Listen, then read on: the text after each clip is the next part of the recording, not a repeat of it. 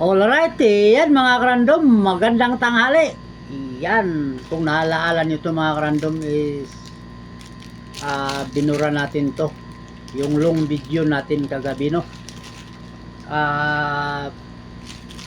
Naka-copyright tayo doon sa video nito. So i-upload ko na lang siguro ulit yung sarili kong video nito.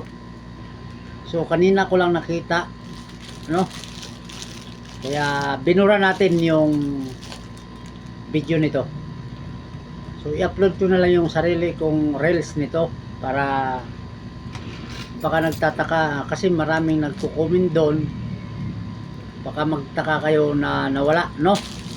So dinilit ko na lang, i-upload ko na lang to, yung sarili kong reels nito. Doon naman sa nagtatanong nito, no, yung peony, nag-isa na lang yung peony. Ito po yung tuto. Yan. Ganito na lang ang ating peony. Yan. Ito po yung isang pares. Yan, nag-iisa na lang yan. Yan na lang po yung ating peony. Yan. So doon sa nagtatanong, no, kasi may gustong bumili ng large, wala na po, last na tong maliit, 10, ano to, 10 ang sukat yun, 10 inches. Ito 10 inches to, wala na yung large, wala na yung medium, kaya yung ano na lang, 10 inches. Yung large kasi mga karandom, ano yun, 18 inches. Yung medium, 12 inches.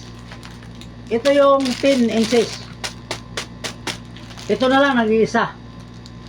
So dito naman sa nagtatanong, no,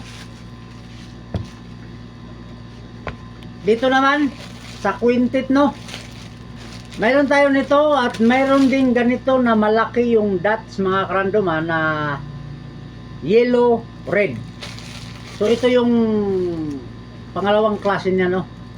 Meron tayong yellow, red. Ito naman black, red.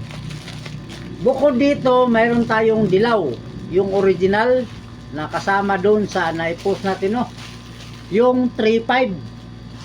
3.5 yun mga karandom. Dalawang piraso na lang yun. So yun lang. Alright, yan mga karandom, maraming salamat sa pagsilip. Bye bye.